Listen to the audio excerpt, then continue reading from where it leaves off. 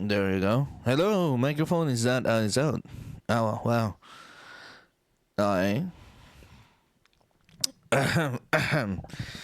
Yes, we're gonna talk. It's gonna talk about the thingy. Yeah, the thingy that was set up for how many years? 2.5 years.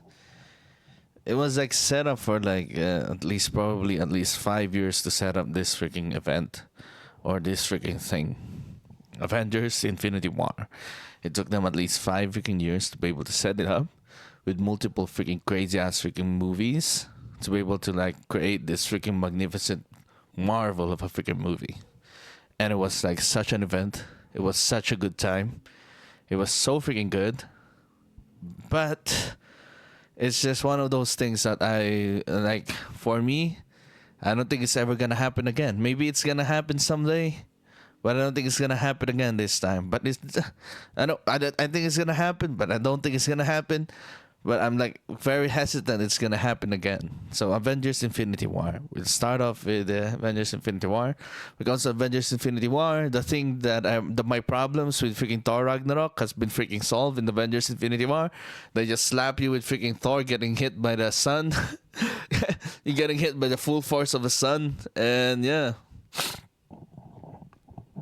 And it's crazy insane that it's like that, right?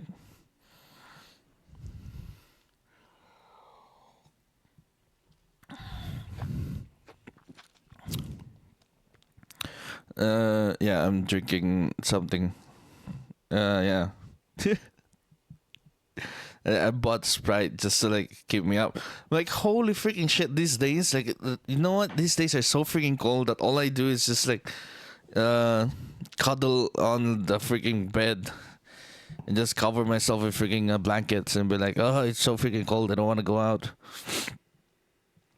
But it's usually the same freaking temperature, right? I don't know.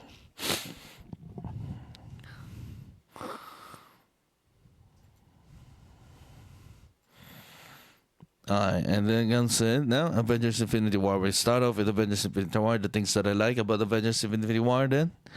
I like that everything just culminated into them being defeated. The fall of our freaking heroes. It feels like that, right? It was unexpected for me when I watched it. My personal experience on it when the first time that I watched it is kind of crazy, right? First time that I watched it was like, I was there to be able to like understand and be able to like, are they gonna defeat Thanos? Oh, this is gonna be a crazy ass Avengers movie because you don't know yet that Endgame that we're gonna get Endgame the next year after. It was like held under wraps, right? It was crazy insane that it was like that. They had the freaking Avengers Infinity War. We were there and we were able to like, oh, this is gonna be a crazy ass freaking movie. And then later on, what freaking happened? I fucking hated Star Lord. I fucking hate Peter Quill after this one because it was just like, why? Why do you have to do it? But these days, now that I'm much older, it's like completely understandable what he freaking did. You know? It's gonna be like, it's gonna suck for the rest of the freaking world, but hey, for personal freaking satisfaction, hit the freaking guy. Hit the purple-headed guy. Might as well hit the purple-headed guy like that. But like, out of all of everything that happened, it's probably because of like the thing that the plan, right? The plan of like a Doctor Freaking Strange, where it's all the things that ever happens. Like we're in the end game now, as I said it to, as I said it to Tony Stark. As I said that to Tony Stark, it seems like, oh yeah, that's some good ass shit, right? We're in the end game now. It just says that it's the end game, and yeah, the next Avengers will be end game. But when it comes to like Infinity War, it's so freaking good. It's good in a way that because it was set up by these lovable freaking characters, right? The way it was set up, we care about the freaking characters that are in here, and them collaborating or them like somehow mixing and matching together in this freaking movie. It seems kind of nice to be able to see that. You know, see the Guardians of the Galaxy, we see Thor, we see Captain America, we see Iron Man, we see Hulk. Yeah, we see all those freaking guys. We don't see Ant-Man though. We were like crazy insane. Like Ant-Man wasn't in there. If Ant-Man was in there, he would crawl up Thanos' ass and just turn big and big, right? Like that's a strategy for freaking Ant-Man, right? The beam for freaking Ant-Man is supposed to be able to do in fighting freaking Thanos. There's no Ant-Man, but you got to be able to see it like after Ant-Man and the Wasp. I don't even know what Ant-Man and the Wasp is all about. That completely forgot about Ant-Man and the Wasp, but I think it's gonna be a fun movie. It's a movie next after this one, and you get to explain why Ant-Man isn't there, and I kind of want to watch it now. Okay, and now that I'm here, I kind of lost for freaking words or whatever it is. It's all about this, but overall, it's probably one of the greatest. It's second best villain for me. Second best villain for me. The second best portrayal of a freaking villain for me, because for me, like, the number one freaking villain for me is still Killmonger. Killmonger is like number one freaking villain, but like they set up like Thanos in a way that it's just so freaking good to be set up as your number one freaking villain, and it is there. It's a freaking contender to become the number one freaking villain, and then finally, a great freaking Avengers freaking villain besides the first Avengers movie. And like, yeah, my personal freaking experience to it, it was like fucking wow. I'm like, damn, everything that Thanos does is freaking damn. When he was throwing hands with freaking Hulk, that was like, yeah, you got the hands, they're throwing freaking hands, and it's like, and like Hulk was like not getting any of it, man. He was getting everything. Hulk had beaten the shit out of him that he doesn't even want to come out anymore, man. He was like freaking sulking, so freaking bad.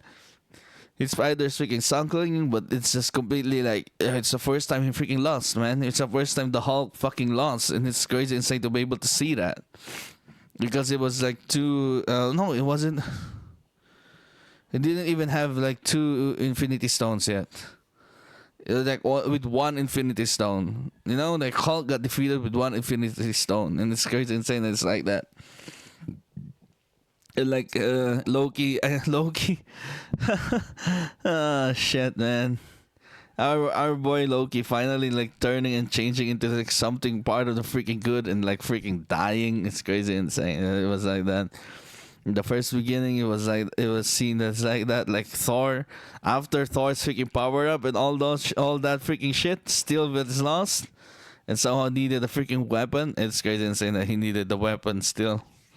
But it seems understandable, like, for another power up, he needed to freaking earn it, right? And it seems like he freaking earned it.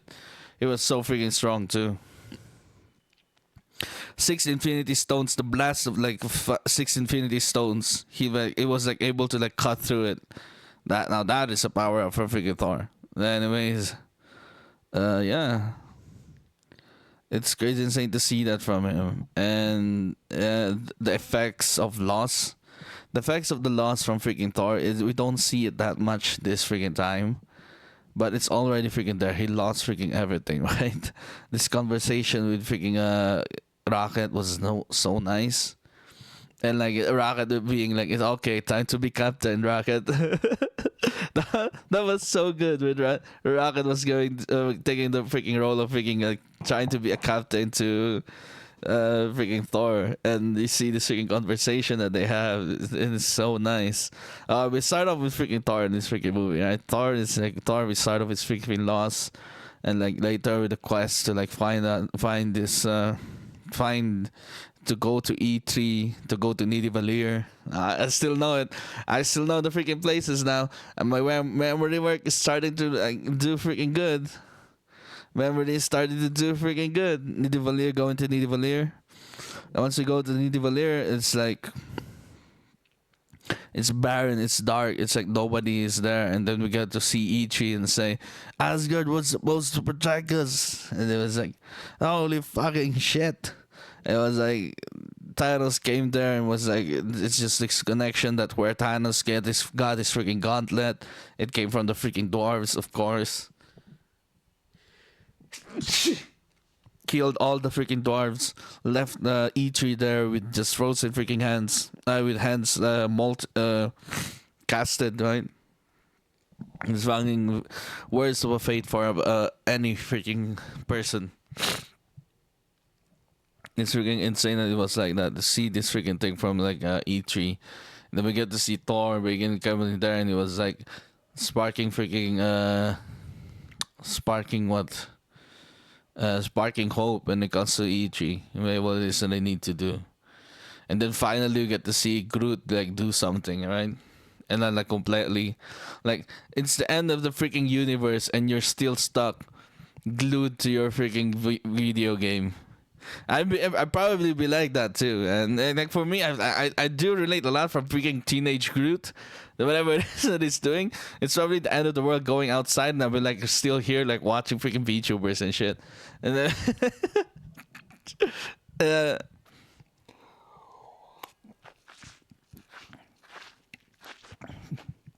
you know, man, completely relatable. Whatever it is that Groot is all about.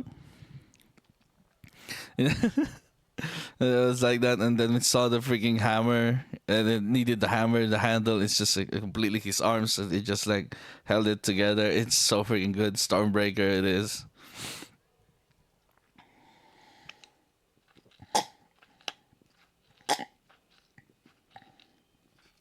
And it can summon the Bifrost, which is nice.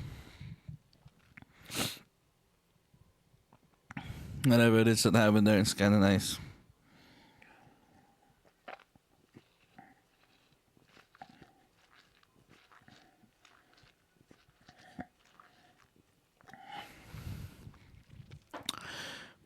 It's a nice freaking movie. And then we get to see this freaking journey of freaking Thor, like finally struggling to get this freaking power up, right? They have to take the full force of the sun. They have to do all these things that he has to do. Has to travel like rocket and the freaking rocket and taking Thor. Like that seems like a nice freaking combination, and it seems it is great. Like conversations are nice. You get to see this part of Rocket being like carrying some sort of like understanding, trying to be understanding towards like somebody he is like talking about, and not completely being disrespectful or like putting in jokes and ripping them off and all those freaking things, because usually that's what Rocket does. But somehow when he sees freaking Thor, it's like different freaking thing, because he sees this freaking loss that Thor has, and it's nice to be able to see that for freaking Rocket. And like man, as someone who's a Rocket freaking fan, the way they did Rocket here, it's like yes, nice. Yeah, get to see more parts of like every freaking heroes.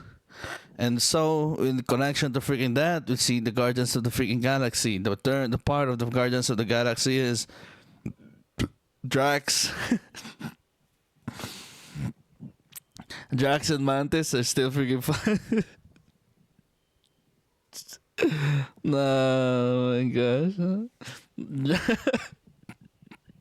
Drax and Mantis are like crazy as the funniest freaking part of this freaking movie. Drax specifically, because I do you want better. Who is Gamora? I do you want better. Why is Gamora? That is freaking funny as fuck. Why is Gamora? But it's a Star Lord and Gamora's freaking thing, the relationship. Finally, man. Like, finally, we got to see this in this movie. This unspoken thing between them. Finally, for going to fruition at the freaking very end. But it was just like, he freaking needed to. He pulled the trigger. He pulled the trigger, man. Like, Peter pulled the trigger, but it's just way too freaking late.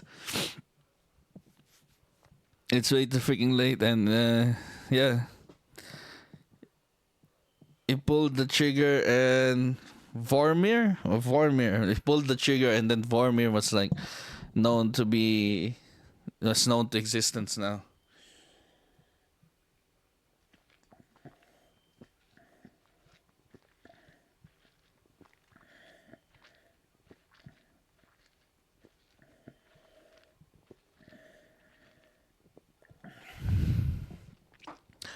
Vormir is nice, and we get to see that when it comes to Gamora and the quest for another Infinity Stone and all those freaking things. When it comes to this I think I need more. I kind of need more time to be able to like think about whatever it is I need to talk about. But nah, but I'm already here, man. I'm already here and talking things about it. Because when it comes to the Power Stones, what they symbolizes and what they show when like Thanos was wearing them is kind of crazy insane. Because the Power Stone was there, showing like true freaking power, right?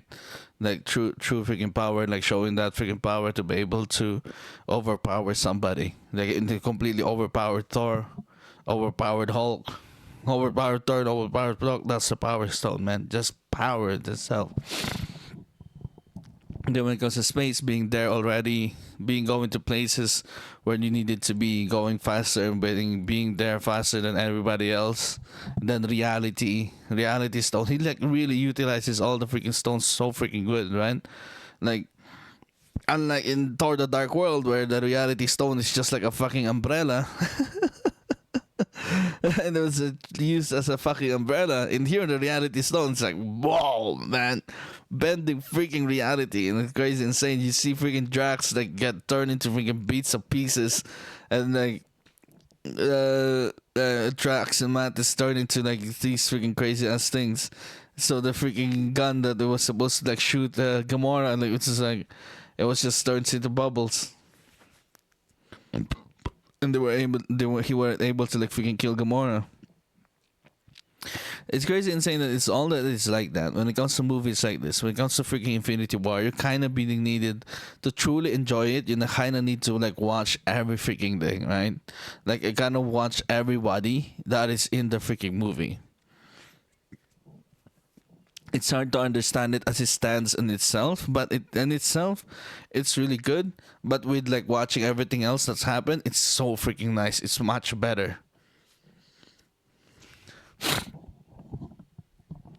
It's it's much better, but it does show that it's like that, right?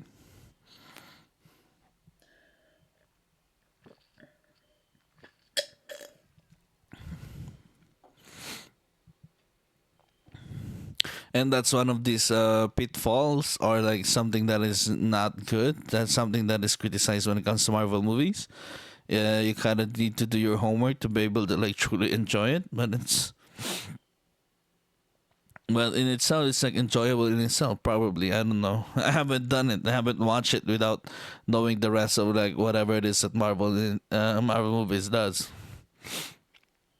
And watching them here, it seems like it's like that, right? It seems good because you need, like, the way it's established, whatever it is that's going on with Quill and Gamora, it's already there, right? It's already there. It's already there. You can see this freaking thing that's going on when it comes to like how Quill interacts when Thor was like talking to freaking Gamora, where there's talking about, right? And yeah, you see Quill interact like that. I don't know, man. They turned Quill into a freaking total asshole in this movie. That is just a hateable freaking guy. You know, like a total, it's like a total freaking dick to everybody else. Like this freaking new interactions to everybody else. And yeah, it's just like it sucks. He sucks, and then you kind of hate him a little bit, which kind of you kind of like ended up hating him more after the interaction with the after the Titan freaking thing, right? It was like when he mourns and I had to do it and all those freaking things. It's crazy insane when it comes to that, man. But when it comes to like Quill, it's just. Quill is just yeah, they really set him out to be hated, and it was like I really like to hate him because I probably like that for freaking Quill this time around. It's like somebody set up to be hated, and like one of those freaking things. Yeah, I kind of hated whatever it is that he did, man. But it was like so freaking fun though, and all those freaking things, and it was like interacting with like Peter Quill, Footloose. Is Footloose still the greatest movie ever? And he was like, no, it wasn't. It never was. Oh, this freaking thing, this freaking conversation, this clapbacks and all those things for Quill. That's hateable and like freaking annoying. Like Quill is annoying in this freaking movie, and he succeeded in being freaking annoying and to the point like what the fuck. To the point of what the fuck you need to do the fight you need to have to do that. There's selfish freaking reasons and all those freaking things. Like with all those freaking killing Gamora and all those freaking stuff, like already like here's the part about like me understanding this, right? When Thanos already took freaking Gamora and the understanding whatever it is that he needs to freaking kill Gamora when Thanos like already has her, you gotta think that for yourself that she's good as freaking dead, right? There's like a point in there that she's good as freaking dead. She's somehow good as freaking dead because she wants you to kill her when she gets a hold of the freaking stone, or if ever they freaking fail. She wants to freaking die. But it's still not in there, right? It's still not in there. It's still not clear enough that she is going to die. So when it comes to the freaking point where at the point of freaking Gamora's freaking part where they were in Vormir, freaking hell, they're doing this for freaking selfish reasons, man. It's crazy, insane. Selfish freaking reasons are human freaking reasons, because the fate of the universe is at stake, and Guardians of the Galaxy are just the freaking showing that when it comes down to it, they probably cannot handle what it is at stake, and will probably be able to like cannot make the freaking sacrifices. It's both Quill and Gamora are the ones who can't make freaking sacrifices for the rest of everyone. Quill was fucking too late to be able to do it. Gamora wasn't cannot able to like do it to freaking Nebula. When it comes to Gamora and freaking Nebula, they already know it about freaking Nebula. They already know that she has the freaking map, right? So like her saving Nebula is kind of like, hey, it's at least one more freaking person to be able to like have an action or have something to do with it. Everything else, it's crazy insane that it was like that, right? Because her guilt when it comes to like everything about Nebula is somehow like getting the fruition of her seeing her as a sister now. It's crazy insane to see that, and then she just doesn't want to take that freaking sacrifice. And which is kind of crazy insane, because when it comes to freaking Thanos, he is there to like do it, right? He's willing to take the sacrifice for the fate of the freaking universe, for the fate of the freaking universe, or whatever it is that is needed in his freaking mission, that he needs to save the freaking universe, right?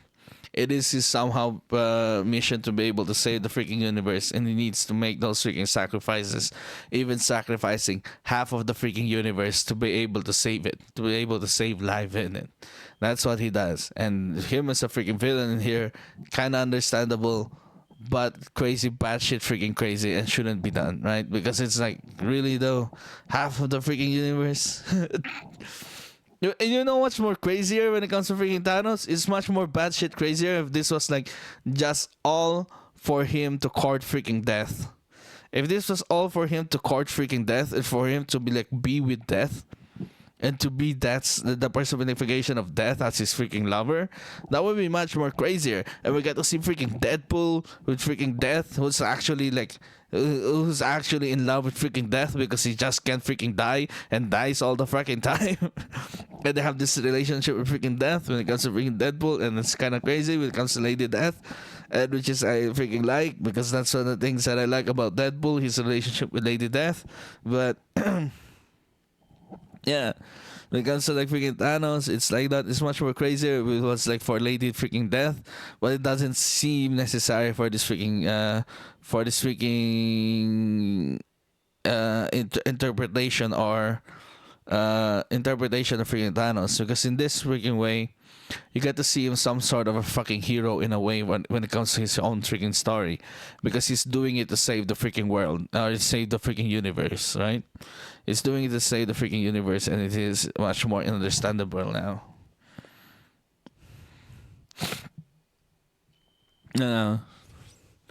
You just wanna. Oh shit.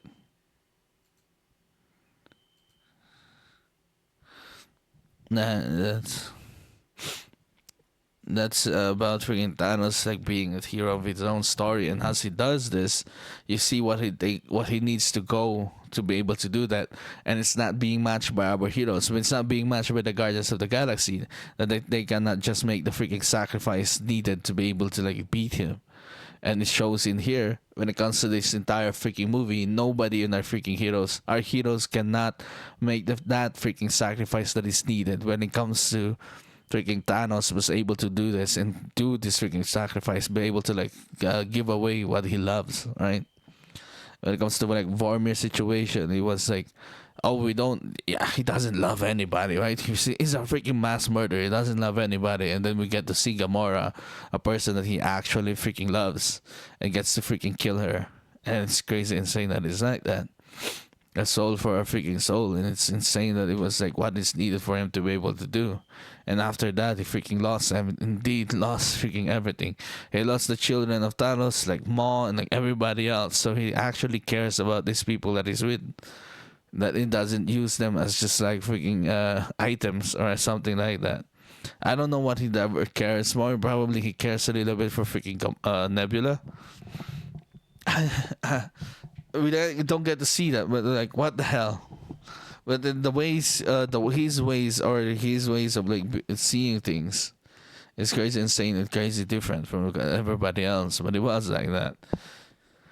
He won because he's the only one who like who was willing to do the sacrifice in the right freaking time, right?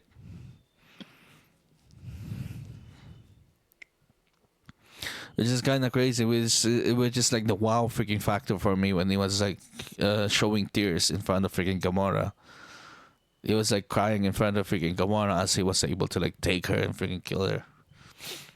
Which she does not understand. Neither of us, like none of us in the freaking movie, understand what he needs to go through to be able to do it.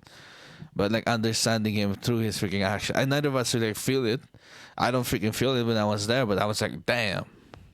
You know, I wasn't there. I wasn't like feeling freaking Thanos, but I'm like, freaking damn. I wasn't feeling that, but there are like movies in there where I was like feeling it. Oh, there was like part of the freaking movie when I was like feeling it, but like Thanos and freaking Gamora, I was like, damn. Like whatever it is going on with those freaking two, you know, with the colored people.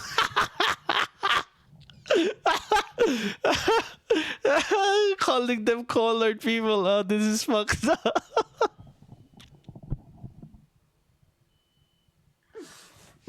Ah, shit. Gamora. Vibrantly colored people. Oh, shit. Vibrantly colored. We got to see the purple thing. The purpleness of freaking Thanos. That purple dude. The purple guy. The purple person. Right? Purple person won because this. Right?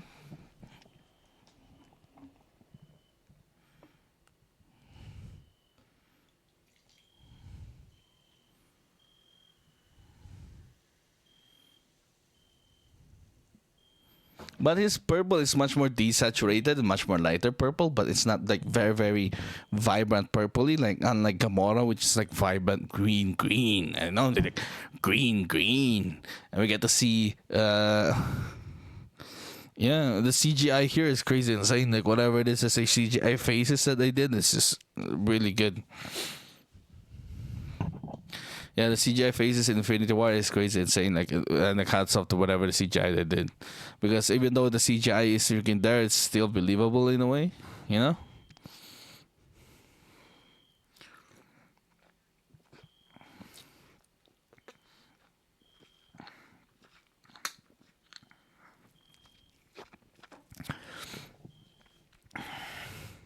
Yeah, they weren't able to do the sacrifice, especially when it comes to like a vision.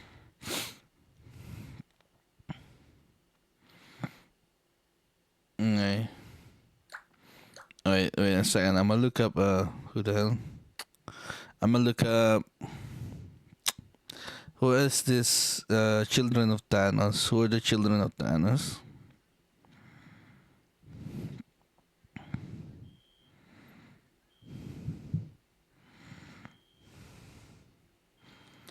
Corvus Slave and Proxima Midnight. Yes, Corvus Slave and Proxima Midnight. That is nice. Proxima Midnight and Corvus Glaives are the ones who attacked Vision and Wanda. But speaking of the Guardians of the Galaxy, that is what they are in this freaking movie. Just a fucking joke or just to entice freaking annoyance when it comes to us, like the rest of us, like watching it. I'm glad freaking Peter Quill, like when Peter Quill turned into freaking dust, I was like, fuck that guy, fuck you. It was all your fault. It was like all his freaking fault, man. I was like, ugh. Even though it's understandable for him to be able to do that, for him to be like do whatever it is that he did to be do, like at the freaking end too, we get to see freaking Iron Man saying why'd you have to do that, and the person he's like talking to isn't freaking Peter Quill, but it's Doctor freaking Strange, because somehow whatever it is that he did, whatever it is that Doctor Strange did, it's the most understandable freaking thing out there. It's the thing that is just completely it's cannot be understood.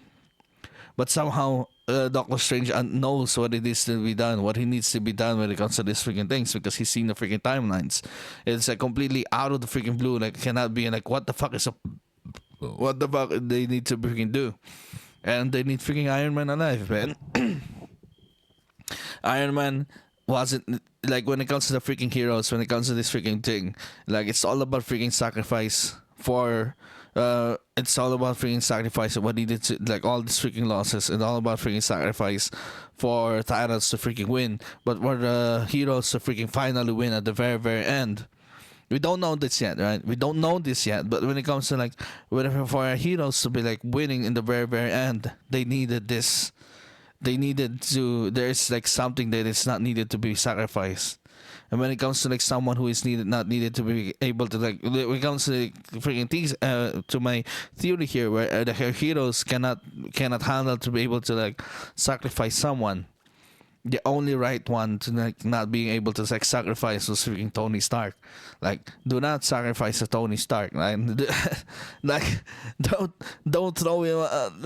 Like, of all the people that needed not like all the people that needed to die, it's like freaking Iron Man, because somehow he's freaking that important. And it's crazy, insane that it was like that, because that's what's needed for them, right? It was needed for them. That was all they freaking needed. Like even though our heroes needed to be able to like, it's being shown to them over and over again that they needed to take the freaking sacrifice, but like what they needed to do is actually not trade freaking lives. You do not trade freaking lives, and that is what it is. But when it comes to it, it's a self freaking sacrifice from Doctor freaking Strange. And when it comes to it, it's like there's like someone who is like not needed to be sacrificed, which is Tony Stark, which is like a good freaking thing. That is like a counter movement, or like a way to be able to like contrasting this whatever it is that Thanos is freaking doing, which makes the movie such great freaking thing about these two freaking ideas that is in there, but it's just hard to be able to understand, but it is in there, right? It's like not very obvious when it's in there, and we got to see it, and we got to see the villain freaking win. So far, for now, we got to see the villain win at this freaking point, because as someone who has watched Endgame, you got to see it later, you know. It's like a nice freaking thing when it comes to like freaking Avengers. And then later on, we get to see the crazy ass parts about it. We get to finally see Bucky, Guardians there, the freaking space freaking part. When it comes to the Earth freaking part, we got to finally see this freaking confrontation between, like, we got the Earth freaking part when it comes to why Iron Man is freaking important, because he's the one who's like, he's the one who's always trying to prepare himself when it comes to like Thanos freaking coming. Like, you are like someone, you are not the only one who is cursed with knowledge. That you are my curse, when it comes to freaking Iron Man saying to Thanos that you are my freaking curse, and that is crazy, insane to be able to understand, because Thanos is the only one. He's the cause of whatever it is, the PTSD, the freaking fear that Iron Man has been going through all this freaking time. 6 freaking years. For 7 freaking years. 6 freaking years, 2012 to 2018. 6 freaking years, right? It has been 6 freaking years. It has been 6 freaking years that it was like that, and it's crazy insane to be able to see that.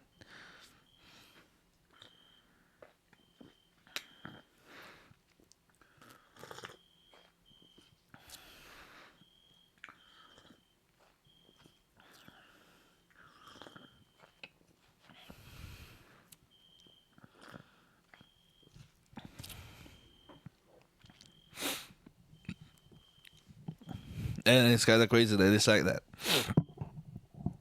So, when it comes to freaking Tony Stark or whatever it is, and he needs to go through in here, well, he's still being the one who is able to sacrifice his personal life, whatever it is that he's going through. His freaking happy ending, right? His future with a wife, and finally having probably the possibility of having a kid. And he was able to get through it well through a higher freaking calling that he needed to be done, because he sees it, right? He sees the things that he needs to freaking do, and he has to freaking do it. And it comes to this freaking movie, it was like that for him, right? That's the only thing that we have to be able to show it. But Tony Stark was the one who was able to make some sort of freaking sacrifice. He's always sacrificing something when it comes to like doing this. Like, it's not like every freaking hero in here does that, right? Has this freaking kind of sacrifice, but like someone when it comes to Tony, it was like that. He was him freaking leaving. We get to see this freaking Tony and freaking Pepper like talking about this freaking shit that's going on when he was on the ship, and whatever that is going on between them. It's kind of nice. It's nice to be able to see, and him trying to still like act as like some sort of a father to or mentor to Spider-Man is still nice. It's nice to see that.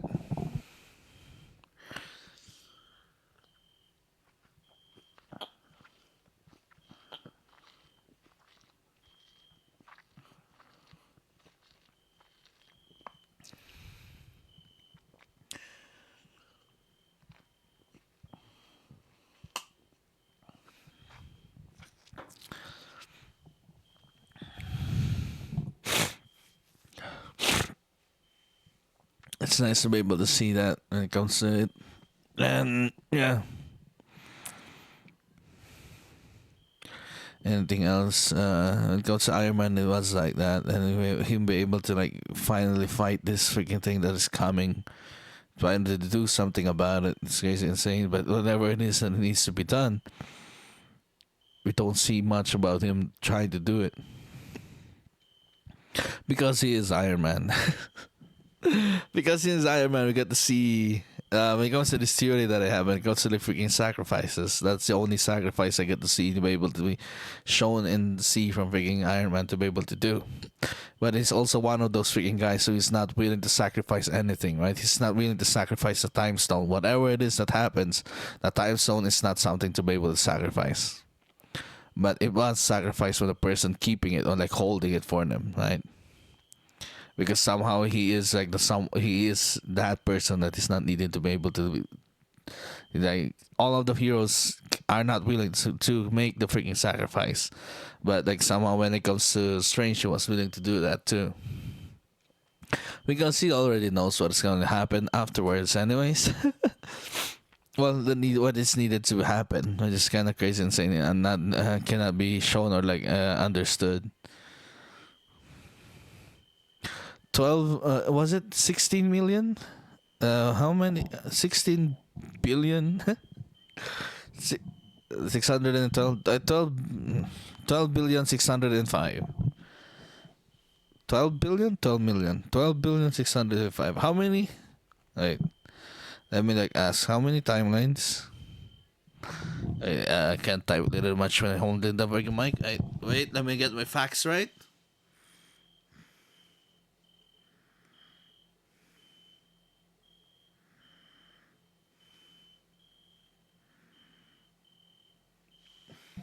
14,605,000. Out of 400,605,000, we only saw one win and one time. So where they actually went. Okay,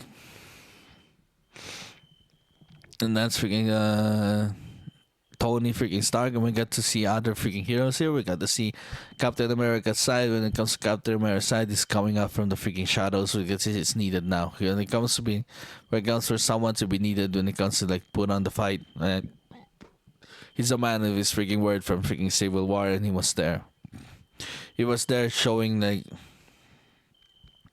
coming out of the freaking shadows and showing all those freaking things. And then it comes to the freaking theory again that our heroes are not willing to sacrifice. They don't freaking trade lives, right?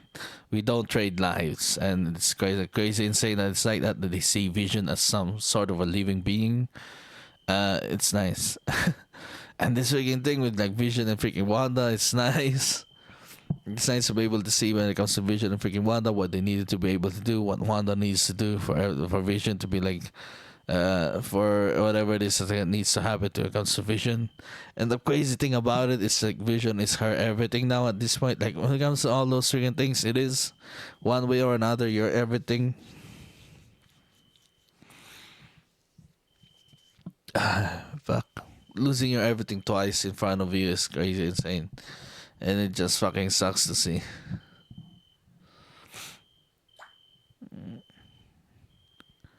Yeah, that was a hard freaking thing to be able to see from freaking Wanda, whatever it is that happened to Wanda. Yeah, but we only see parts of like Wanda in here when she is like some sort of very, very crazy ass, really powerful powerhouse. Like when it comes to someone who's powerful, like we already have Wanda, and then you add Captain Marvel in it, which is okay.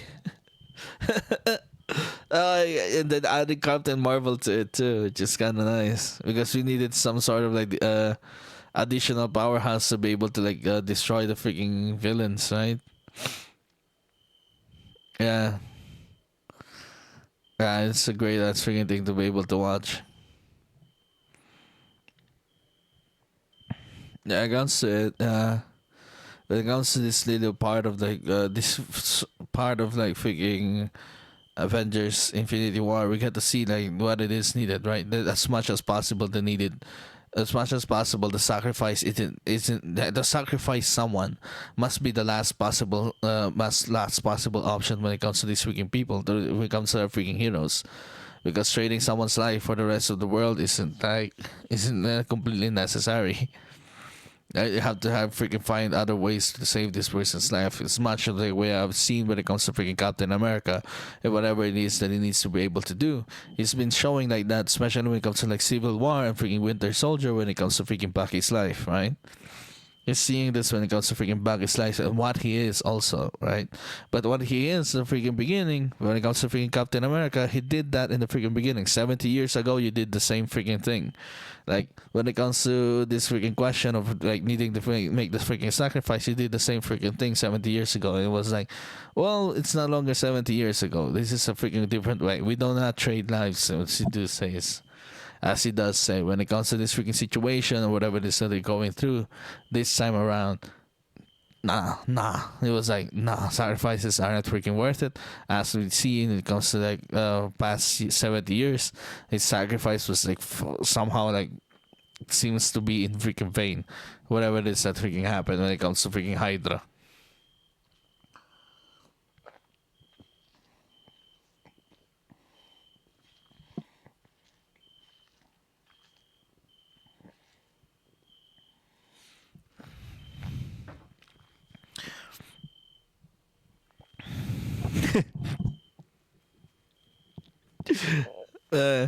When it comes to him, it was like that, right? It seems like his sacrifice is freaking in vain when it comes to whatever it is that he did.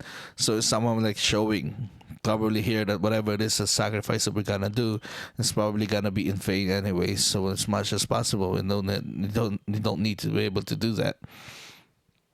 Let's just put a pin on it and like probably do it in the last freaking possible second. And when doing it in the last freaking possible second, Thanos already has a freaking time stone and was able to like reverse back in time and killed and get to see Vision die twice.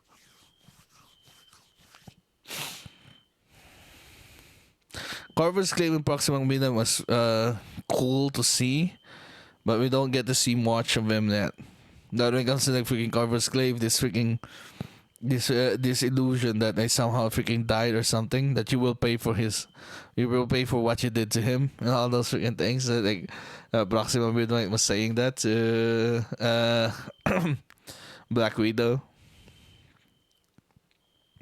It was nice, and then they get to see this old-fashioned freaking thing when it comes to like fighting something in the battlefield, where the leaders freaking talk and be able to like if able, they were able to like have a freaking deal and like not continue with the freaking fight because that's like that, right?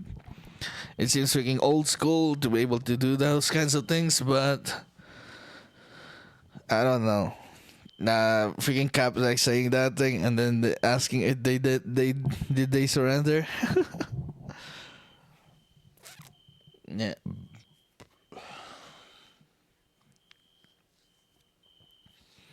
Okay, anything else afterwards? No. Okay, I'm here for 45 freaking minutes. I don't think I have anything else to freaking say.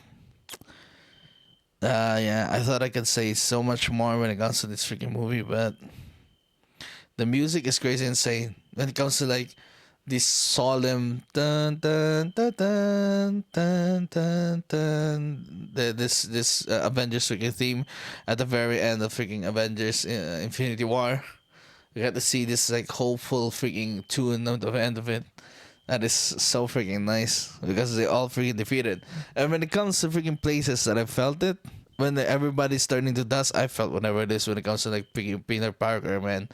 Whatever freaking happened to Peter Parker brought me to fucking tears. It was crazy insane because he was just there for the ride. It seems like when it comes to this freaking movie, he was just there for the freaking ride and just trying to help out, man. He was just trying to help out. It doesn't mean to be able to like do anything else. He was just trying to help out, trying to be a good freaking guy. And he was like, I got you. I'm sorry, I don't know your freaking names. I got you. And those freaking things about him.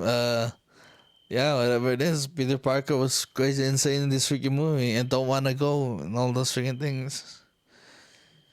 Yeah, it's good to freaking see. It's good to freaking see. It's finally like, yeah, as a freaking moviegoer, like we finally get to see our heroes freaking get defeated, and they get defeated in the beautiful, really good freaking way. Yeah, that's just crazy insane that it's like that when it comes to this freaking movie. And me looking at the freaking time, I kind of like needed 15, 13 minutes more, and I don't know what to say when it comes to freaking 30 minutes when it comes to like Avengers Infinity War. I guess that's me. Let me talk more about the personal things that I've like had when it comes to Infinity War. The personal freaking things that I have when it comes to Infinity War. It is the last freaking movie that I watched. One of the last freaking movies that I watched before going into the camp. Yes. So it's kind of I'm kind of like marveled up, and I'm kind of marveled up when I went to the camp with a bunch of indie filmmakers, and it's kind of like fuck.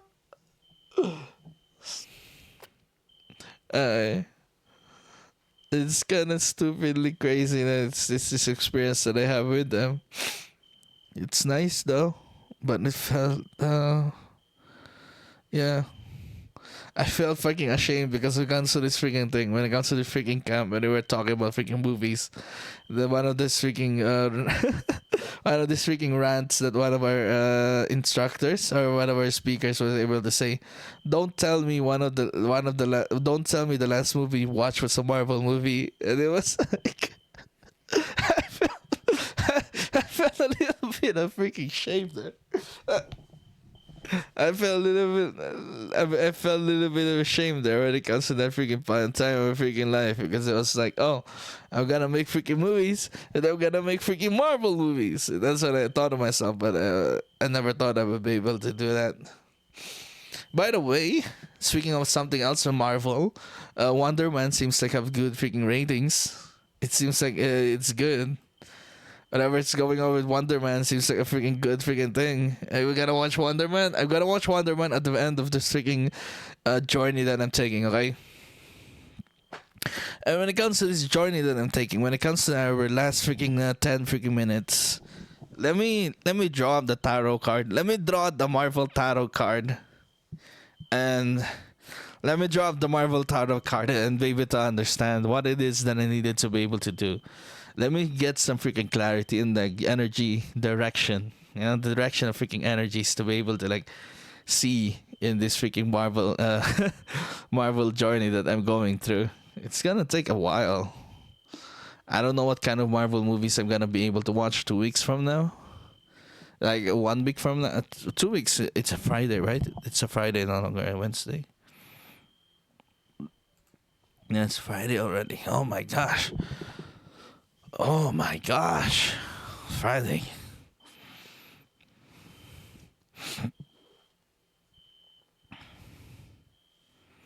When it comes to it, okay, let's pull the freaking cards. Time to pull the fucking cards. What would be my Marvel journey? Alright, let me shuffle it one more time. Let me just let me shuffle this to the thing there.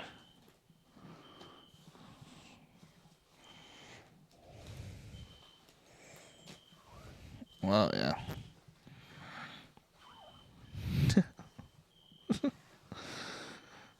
Okay, wait a second.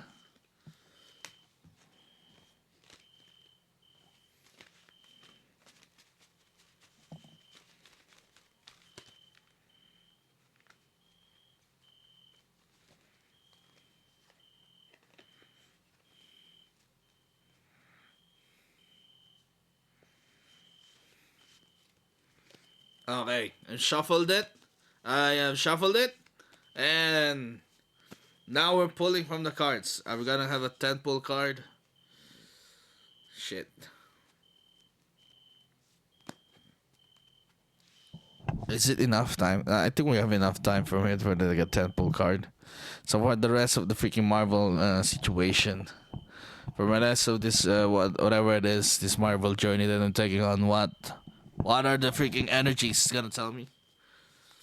What is with my fate? My fate is first card, Ace of Cups. That is me.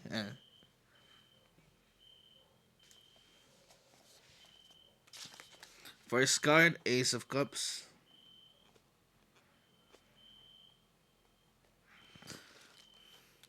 What does the Ace of Cups say? Wait, no.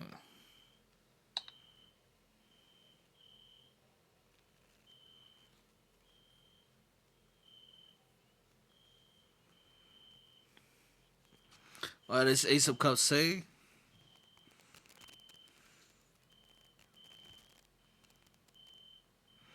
Number upright position, love and romance. This is the one's the best cards to see. See your love life. It suggests a new relationship, a deep soul connection, or a honeymoon phase in an existing one. Creativity, a sudden burst of inspiration if you've been feeling blocked. The dam is about to break. Spiritual awakening, a moment of profound peace or a feeling of being at one with the universe. Compassion, a time for forgiveness and healing of wounds. Hey, that is Ace of Cups, right?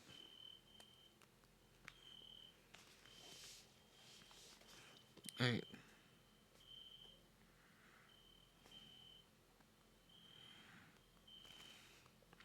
So,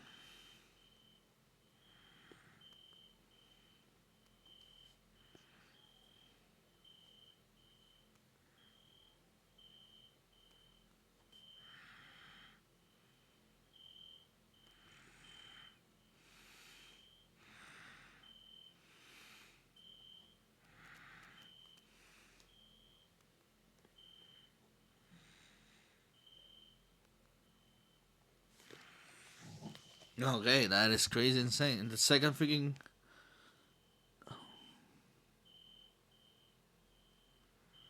new love, intimacy, intuition, joy, fertility. And the next freaking card, our card number 2 would be Six of Cups.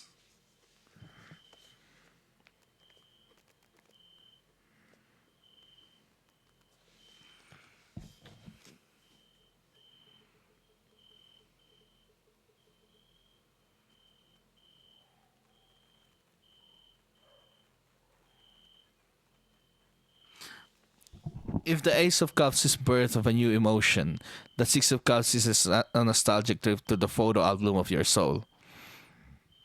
It's a card of sweetness, memories, and simple joys of the past. Upright meaning nostalgia, reconnection, innocence, and play, gift, and kindness. Nostalgia, thinking about the good old days. It's a card that compliments me or like contrasts me. So, a compliment when it comes to this new freaking emotion that I'm having is probably like this new emotion or new freaking love is the good old days, nostalgia, reconnection, and innocence and play. Right.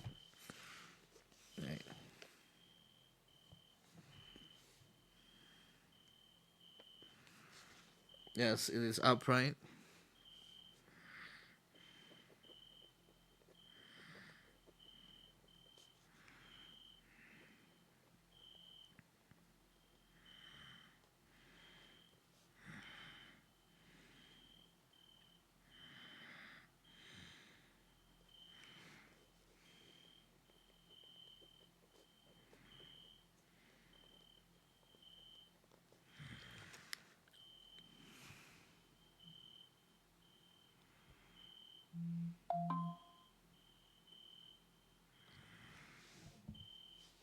Acts of selfless giving or receiving gestures with no strings attached, innocence in play, tapping in your inner child is a reminder to stop being so serious and find joy in simple things, reconnection, an old friend, an ex-partner, or a family member from your past might appear in your life.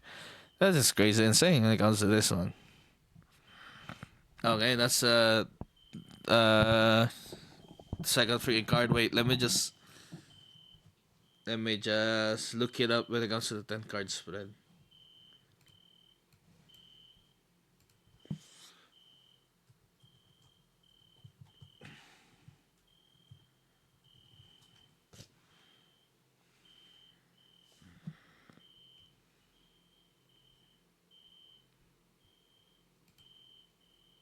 Alright, let's go to that.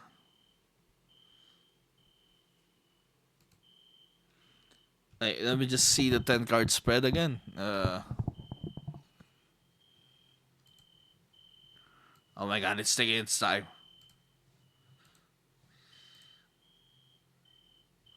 Oh, wait a second. Oh my god.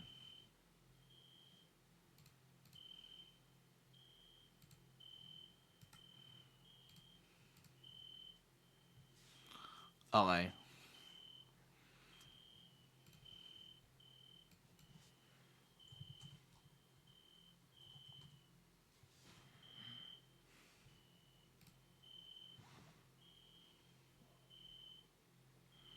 Yes. Okay. The classic cards with the chassis crossing card, obstacle or support crossing your path. That's the second card. The first card is where you are now, the core freaking issue. So the core issue is creativity or like a new love or romance or like spiritual awakening and compassion. So the next freaking thing would be Word of Cups is nostalgia, reconnection, innocence in play, and gift and kindness. So it's like part of this freaking nostalgia or like reconnection when it comes to the freaking past, and trying to be this, have this innocence freaking play. So when it comes to this, right? That's the second freaking card. So whatever it is that they're trying to go in this freaking journey, it must be all of this thing to get into the heart of the freaking matter. I must be in a playful freaking state. Okay. All right. Next one.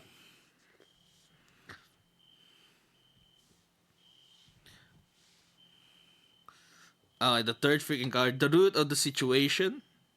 Oh shit. Root of the situation.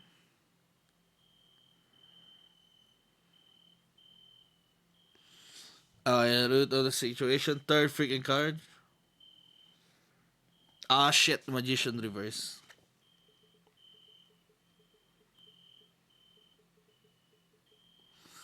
The magician reverse.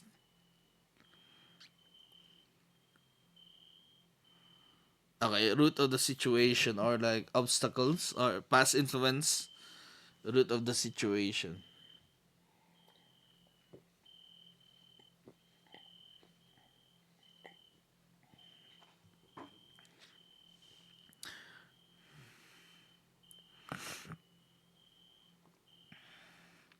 This turn represents someone or yourself being slight on hand with the truth. It's a card of the con artist or someone using their influence for selfish gains. Wasted talent. You have immense skills, but you aren't applying them. You might be procrastinating or suffering from a jack of all trades, master of none syndrome. Lack of clarity. You want to start something new, but you're missing a vital piece of the puzzle or a clear path. Self doubt. Feeling like a fraud. Imposter syndrome. You have tools, but you don't believe you're magic enough. You're magic enough to use them. Okay, that's the third freaking card.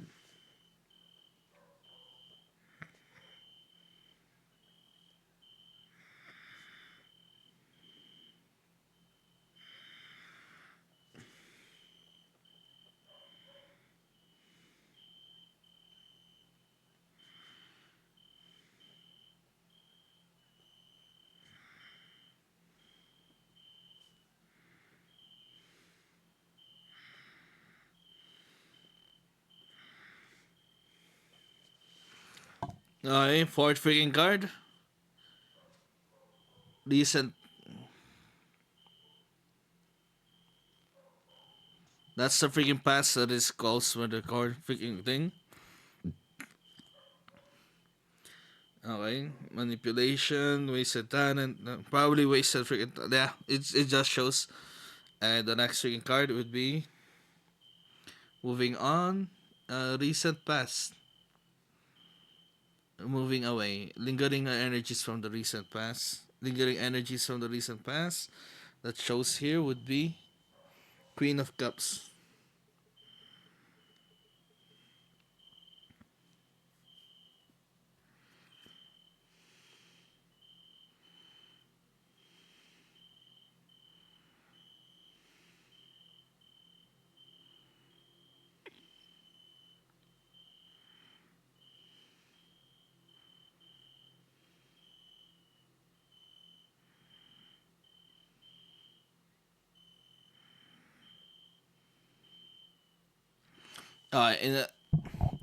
In an upright freaking position when it comes to like the fourth freaking card. The Queen of Cups is an empath when it comes to the tarot. So when it comes to the upright position, it says your emotional intelligence. You are or need to be in total control of your feelings. You can feel deeply without being drowned by the tide. Intuition and psychic ability. Trust your gut right now. The Queen of Cups open the fears when your psychic receptors are dialed all the way up. Nurturing. This is the card of the healer, the counselor, the devoted freaking friend. It's about giving love without expecting anything in return. And creativity, artistic expression that comes from a place of deep feeling, poetry, music, or soulful art. Okay, that is crazy.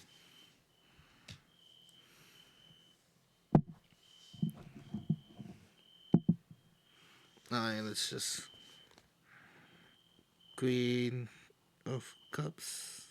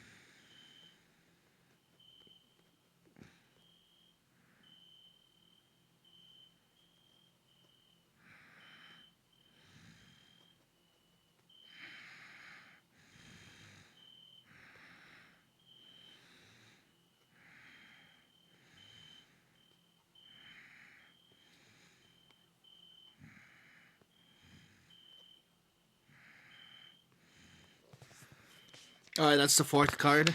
Fifth card. Potential, and it's what is this at the horizon? What's this at the horizon?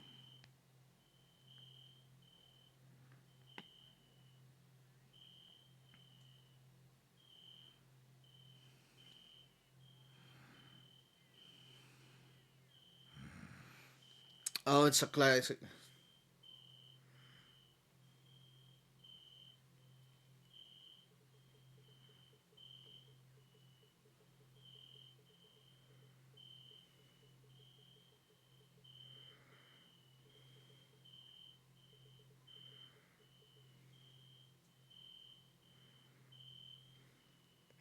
Alright, when it comes to this, it's crazy insane. When it comes to like a fifth card, our fifth card and potential in the horizon is,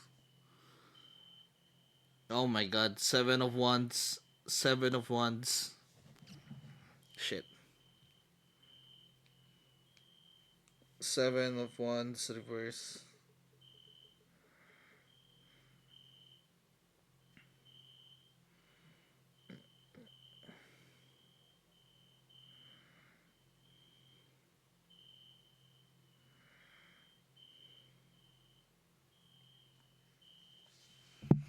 Okay, seven of wands means,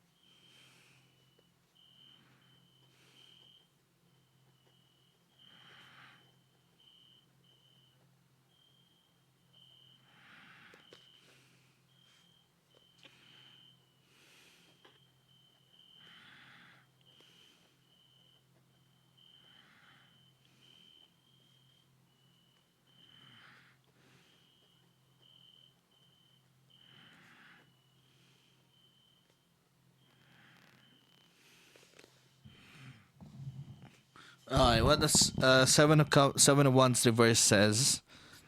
Giving up. Key themes is being giving up or blowing out. You might be folding under pressure. This isn't always bad. Sometimes it's a sign to pick your battles and walk away from a toxic or losing situation.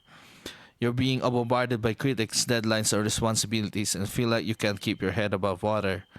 Lack of confidence. You're second guessing your right to be in your position. Imposter syndrome is common here. And then judgment from others. You may be facing harsh criticism or cancel culture energy where it feels like everyone is against you at all at once. That's what's coming up in the near fucking future. Are you fucking shitting me? Bro, what the fuck is this? I'm gonna get cancelled? Fuck. That's in the near future? Okay. A potential horizon. What might come into being or your goals?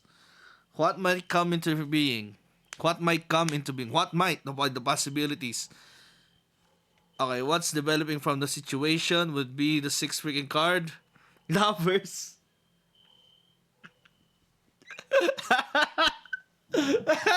Oh, what might come from this is lovers. Oh my god, sixth freaking card.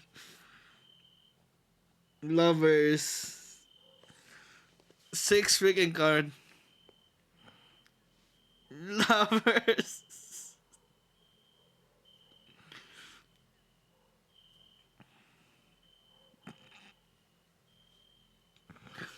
Sacred harmony, it says.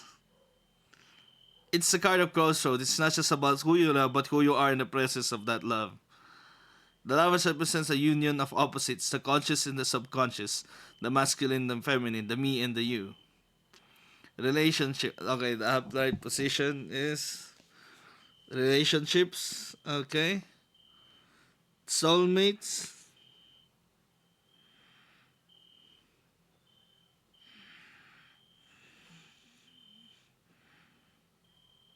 Soulmate. Deep attraction.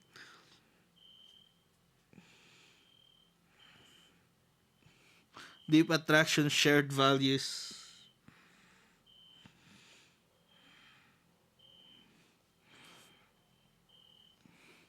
Bond.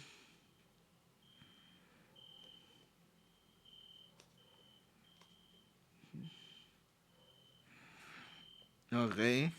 Deeper bonds. Choices.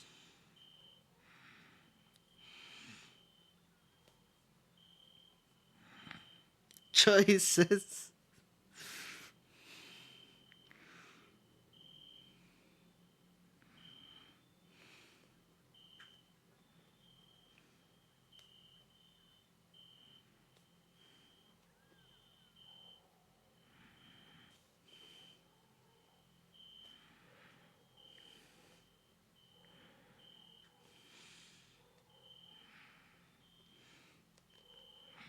Oh, and then alignment.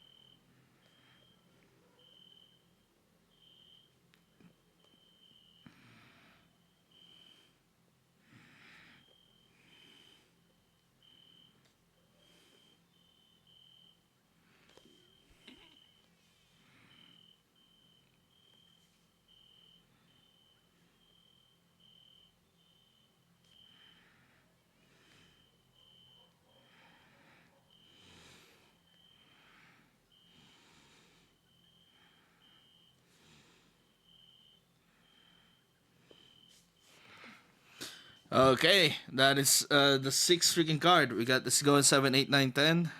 Final.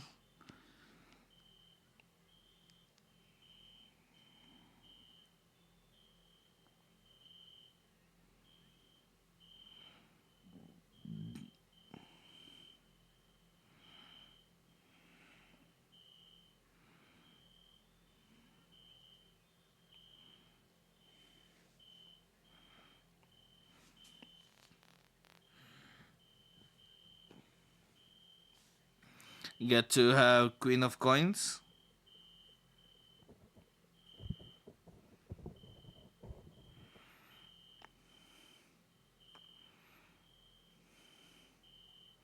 Alright, the seventh freaking card, which is the current freaking self. Current self.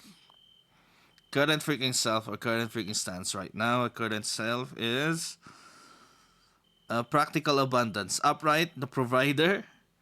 She is so the thriving. She is a person who is a thriving career, beautiful home, a healthy garden, a solid savings account, all while remaining incredibly warm and welcoming. Practical abundance when it comes to what? Queen of Coins. What? The provider.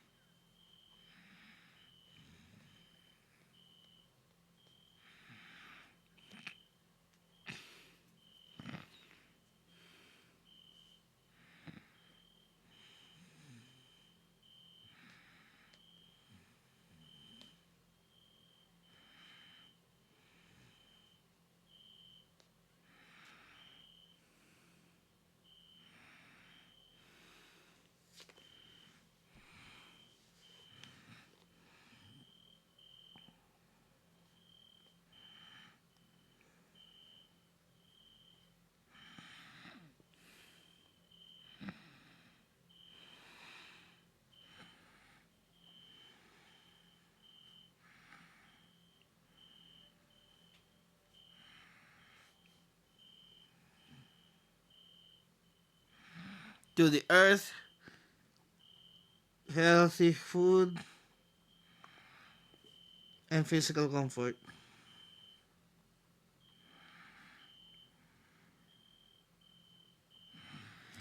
Okay, eighth freaking card.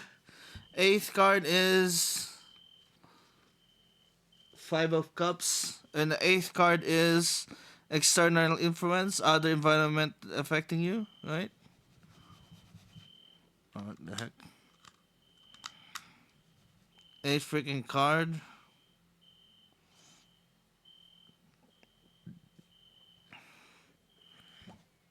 Five of Cups, right?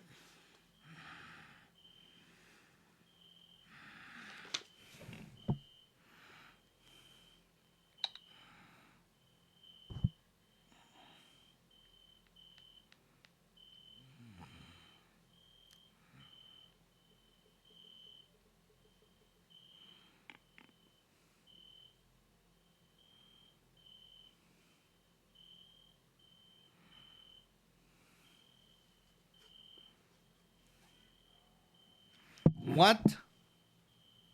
External influence is grief, aberration, regret, and loss. Oh my god. Regret and loss.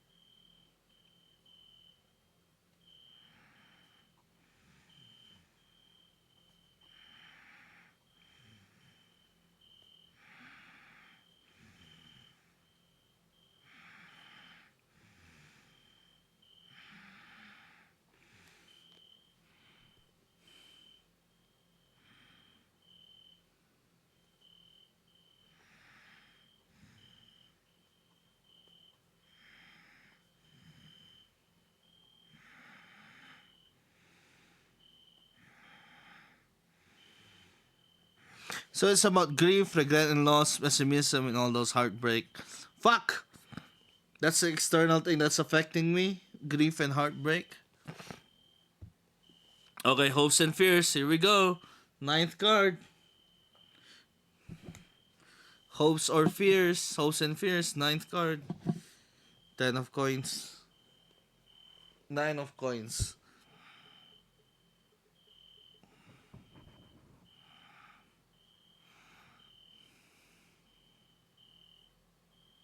Hopes and fears.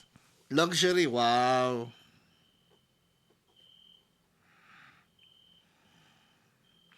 Financial independence.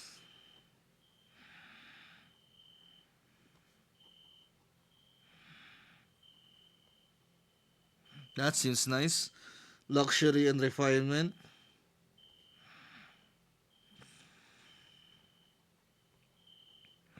Solitude. Wow, by choice.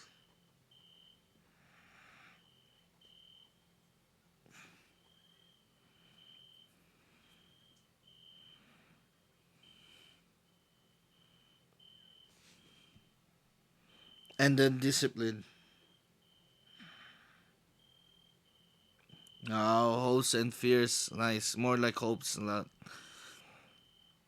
He fears for the rest of the freaking world, I guess, for me being financially independent. How am I gonna reach that? How am I gonna reach financial independence, bro? Oh, and final card. Oh my god. 10th card is the outcome. Magician reverse. Wheel of Fortune reverse.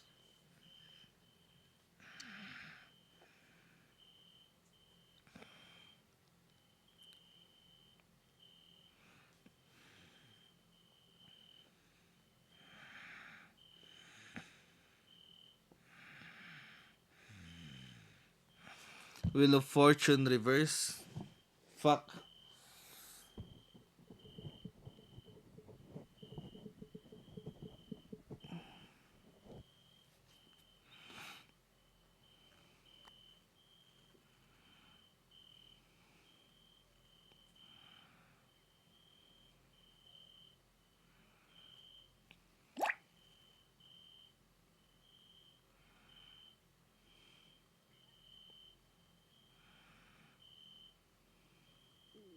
Ah, fuck.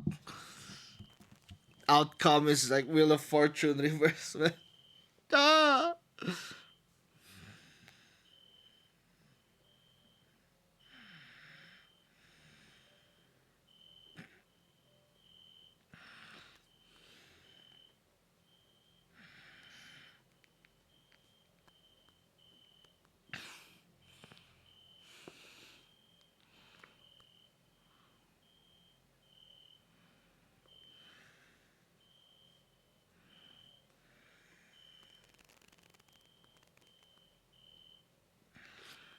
Resistance.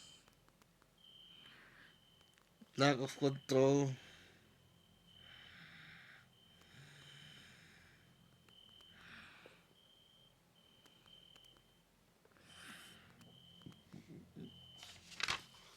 Okay.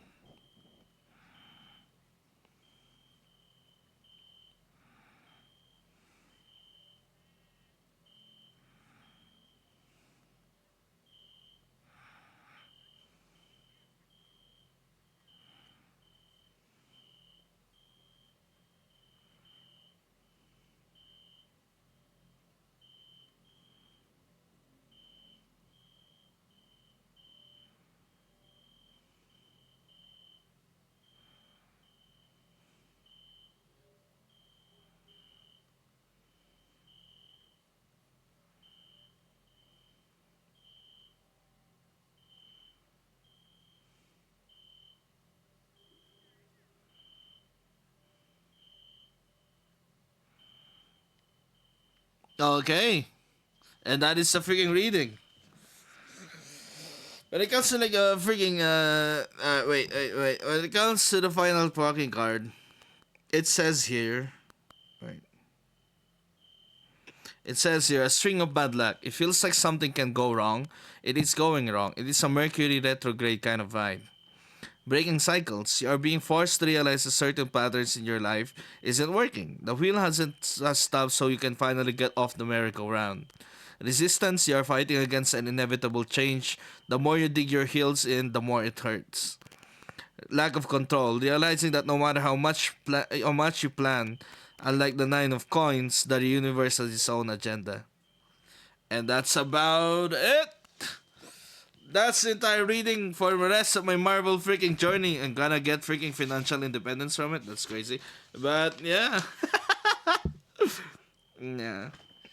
That's crazy. Alright, that's about the craziest thing about this freaking thing. That is the entire freaking reading. And I have written it down and it has been recorded. And yeah, onwards!